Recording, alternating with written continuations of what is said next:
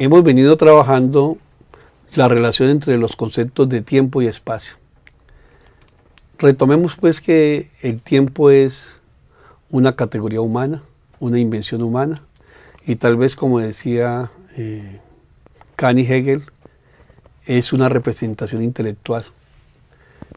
Pero pasamos desde la definición etimológica, pasando por el griego, por el latín, con cronómetro, con tempus, hasta llegar a transitar Aristóteles y el tiempo como medida del movimiento.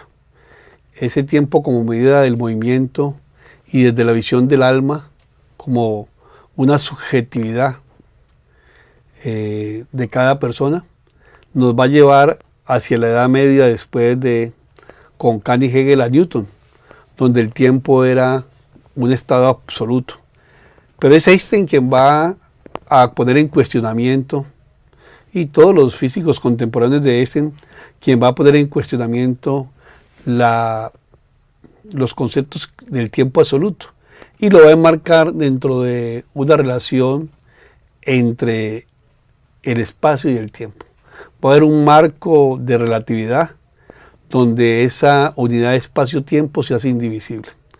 Pero además va a figurar fundamentalmente como un continuo cuadridimensional, donde las coordenadas del espacio son X, Y y Z. Y hay una cuarta coordenada que va a ser el tiempo. Entonces hablamos del tiempo como un continuo cuadridimensional. El asunto es que si yo hago una demarcación en el infinito y coloco un punto, ese plano que es infinito a ambos lados va a seguir siendo infinito. Pero a partir de esa demarcación yo puedo establecer el tiempo en uno o en otro sentido, y puedo establecer el futuro y el pasado, y el presente sería la demarcación. Esto es interesante, esta demarcación, porque es lo que van a hacer los pueblos indoamericanos y los pueblos de la América, cuando los mayas, los incas, los aztecas plantean un tiempo circular. Ustedes saben que los astros salen todo el tiempo, un año solar es un ciclo del planeta alrededor del Sol, y así los ciclos, por ejemplo, de los aztecas también se hablaba del ciclo de los 52 años. Es muy importante porque en estas culturas el cero es el que va a generar el tiempo. Entonces, digamos, el cero es una demarcación como el punto que hablé en la simetría, y ese cero es el que va a dar origen al tiempo. Entonces, es importante porque en las culturas ancestrales, en las culturas de nuestros antepasados de América, el concepto del tiempo tiene que ver con los ciclos, tiene que ver con una demarcación implícita del cero, y tiene que ver que hay una relación de espacio-tiempo, digamos, siguiendo los parámetros clásicos de la física cuántica. Aquí es importante entender, o más que entender, comprender que esa teoría de la relatividad del espacio-tiempo tiene que ver la relatividad no tiene que ver con que todo es relativo. La relatividad tiene que ver con que la referencia se hace en torno a un sistema de referencia. Me explico. Este va a criticar y va a poner en jaque la noción del tiempo como una entidad absoluta, y va a ser fundamentalmente una dupla que seguirá en los siguientes años, la dupla espacio-tiempo. Einstein va a hablar de ese espacio-tiempo como una unidad inseparable, pero además va a hablar que es un continuo cuadridimensional, es decir, en el eje de coordenadas X, Y y Z va a plantear una cuarta coordenada que es el tiempo. Y ese tiempo fundamentalmente nos va a llevar a plantear algunas paradojas, como la paradoja de los gemelos que viajan. Fundamentalmente, ¿cuál va a ser el experimento en un vagón? En un vagón que se desplaza, un observador se hace del fondo del un experimentador se hace del fondo del vagón, dispara con su pistola un rayo de luz contra la parte delantera del vagón. Ese rayo de luz se dispara a 300.000 kilómetros por segundo. Y el tiempo con que un observador ve la distancia que ha recorrido el rayo de luz, no importa su velocidad, el rayo de luz va a ser más corto para el quien está en el vagón que para el observador que está afuera. El observador, como el tren ha recorrido un espacio, ha recorrido más espacio, para él ha pasado más tiempo, mientras que para el vagón el espacio es el mismo y ha recorrido menos tiempo. Eso forma pues la paradoja que el tiempo a la velocidad de la luz pasaría más despacio. Entonces, si tuviéramos dos gemelos y un gemelo lo subiéramos en una nave estelar, espacial, y lo mandáramos a una vuelta por el universo a una velocidad de 300.000 kilómetros por segundo, ¿qué pasaría con él? Cuando regrese, va a haber pasado menos tiempo que para el que se ha quedado en la Tierra. Por lo tanto, encontraría al que está en la Tierra más viejo. Esa constante se puede hacer los cálculos matemáticos, inclusive ya está calculada, de la diferencia en viajar en el espacio a la velocidad de la luz y quedarse en la Tierra. ¿Por qué a la velocidad mayor el tiempo transcurre más lentamente? Hay una ralentización del tiempo. Pero lo que también nos interesa entender que el espacio-tiempo sigue siendo una entidad abstracta. Una entidad abstracta donde va a haber la posibilidad de conversar sobre las cosas que existen. Digamos, esa realidad material está en el espacio. Y vamos a hablar entonces de que se habla de una realidad material o una realidad virtual. La realidad virtual pues es la que ustedes conocen con la computación, los pensamientos, los sueños, ¿sí? Esa realidad virtual va a romper la unidad de espacio-tiempo. Se alimenta fundamentalmente de una realidad física. La realidad virtual se alimenta porque lo que hace la virtualización es sustraer de materia y energía esa realidad material y ponerla en el mundo de la virtualidad. Eso es muy interesante ahora con la realidad aumentada, la realidad virtual y todos los efectos que es de la informática, la computación y la robótica.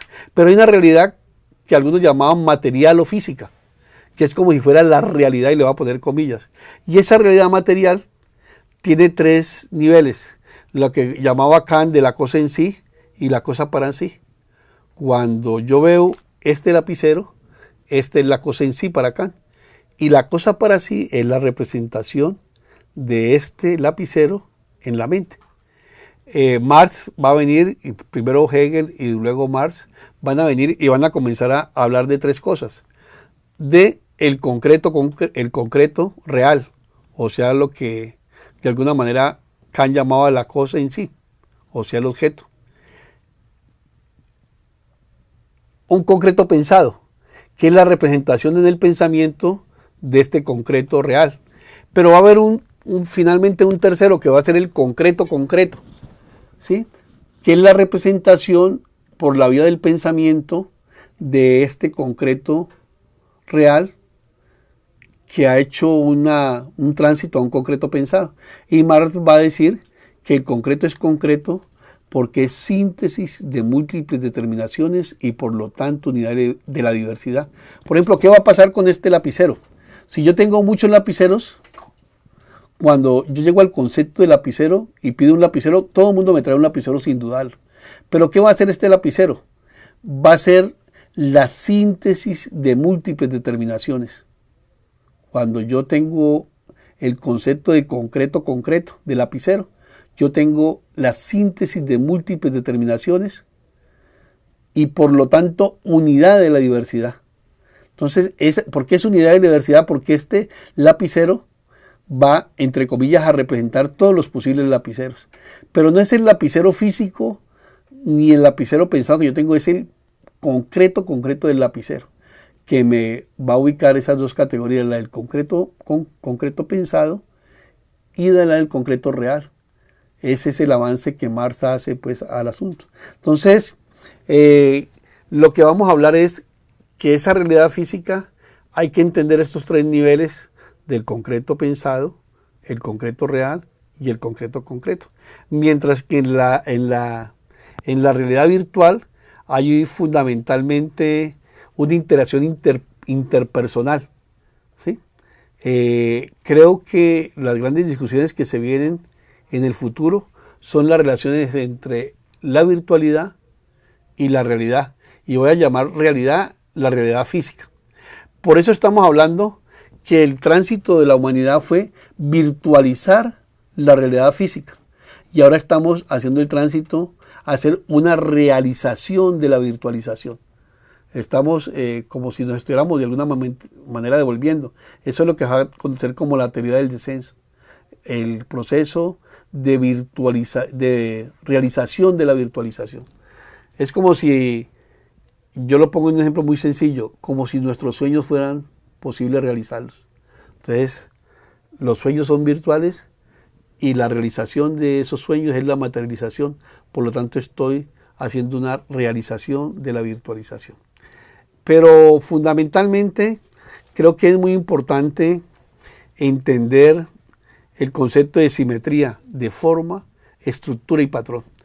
Decíamos que en esa gran sábana del espacio marcábamos un punto y ese punto permitía en una línea de futuro marcar un tiempo y en una línea del pasado pues marcar un tiempo hacia atrás. Ese punto genera una simetría.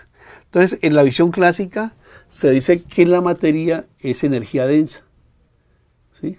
Es decir, cuando yo tengo este lapicero, si yo lo pudiera ver con un microscopio muy potente, yo le haría muchos agujeros, tantos que sería más el espacio que la materia. Entonces, por eso yo digo, y aquí lo que hay son una cantidad de ondas vibrando, por eso se habla que fundamentalmente la materia no es más que energía densa. ¿Pero de dónde sale la energía? Si todo lo que existe en el universo es materia y energía, la pregunta es, ¿será posible que existan cosas que no tienen materia ni energía? Y entonces la respuesta es sí. Hay cosas que existen en la naturaleza que no tienen materia ni energía. Los pensamientos, por ejemplo, los sueños, la realidad virtual, las imágenes virtuales no tienen materia ni energía. Pero me voy a referir a la que es la más importante de la discusión, el signo. El signo, por ejemplo, cuando yo escribo lapicero, ya tengo mi concreto, ¿cierto? Mi concreto real, mi concreto pensado y tengo mi concreto concreto. Mi concreto concreto es lapicero. Y lapicero está compuesto de una serie de grafías que componen el signo lapicero. Y miren que cuando yo tengo lapicero, ¿qué es lo que tengo como signo? Tengo algo en lugar de otra cosa que no está. Cuando yo escribo aquí lapicero, lo único que tengo allí es que no hay un lapicero. Entonces por eso dice Humberto Eco que el signo es aquello que está en lugar de algo que no está. El lapicero, el signo lapicero, esa grafía que hago de las letras pertinentes, me están dando cuenta de este lapicero como concreto. Eso va a ser muy importante porque desde el punto de vista semiótico vamos a poder también comprender el significado y el significante de las cosas. Y vamos a entendernos que las cosas no tienen el mismo significado para todas las personas. Por eso es tan complicado lo relacional y tan complicado el lenguaje y tan complicado siempre el diálogo con los otros. Por ejemplo, si yo tengo un carro, digo un Mercedes-Benz, y tengo un campesino, tengo un profesor de la universidad y tengo un archimillonario, la pregunta es, a pesar de ser el mismo Mercedes-Benz, ¿significa lo mismo para los tres? Y yo voy a tener que decir que no significan lo mismo para los tres, porque para el campesino puede ser una representación del poder de la gente que tiene mucho dinero, del patrón o de un mafioso. Para el profesor universitario, el significado de ese mismo carro va a ser una añoranza que tiene y que nunca va a poder lograr por su salario. Y para un multimillonario va a ser simplemente como una camiseta más o como un lapicero más. Es simplemente uno de sus muchos carros. Entonces, aunque el significante es el mismo, automóvil, el significado es distinto. Porque los significados dependen de los contextos culturales. Y eso hace tan difícil el proceso de investigación. Porque es ser capaz que el investigador renuncie no a su voz, sino renuncie a estar juzgando y a estar interpretando. Y trate de escuchar la voz del otro. Y ahí viene el problema muy difícil porque implica dejarse meter en los códigos del otro, dejar que emerja esa relación. Y eso es lo que los investigadores no hacen, llevan unas cantidades de suposiciones. Pero entonces, fundamentalmente yo quería hablar de patrón y estructura, que es lo que voy a tocar en la siguiente sesión, que lo ha tocado Maturana, que lo ha tocado Varela, que lo han tocado los epistemólogos modernos, cuál es la diferencia y la relación entre patrón y estructura. Y aquí tenemos que hablar un poco de la teoría general de sistemas. Decía la teoría general de sistemas de Bertalanffy, de Ludwig von Bertalanffy, un biólogo que la escribió en el 68, que fundamentalmente un sistema es aquella estructura que tiene una propiedad que ninguna de sus partes la tienen. Entonces, por ejemplo, yo tengo un motor. Entonces, el sistema es un motor porque esas piezas generan una cualidad nueva que no tienen ninguna. La cualidad que tiene el motor nueva es producir fuerza. Entonces, la fuerza no está en sus partes. La fuerza es emerge, diría Varela, emerge de la interrelación, de la coordinación. Es una coordinación de coordinaciones de esas partes del sistema que van a generar una propiedad nueva cualitativamente que no la tiene ninguno del sistema. Tanto así que se halla una de sus partes y el sistema no va a funcionar. Entonces, los sistemas suponen una visión holística, una visión de conjunto, pero además una visión teleológica. Los sistemas tienen un propósito. De eso nos ocuparemos en la siguiente sesión.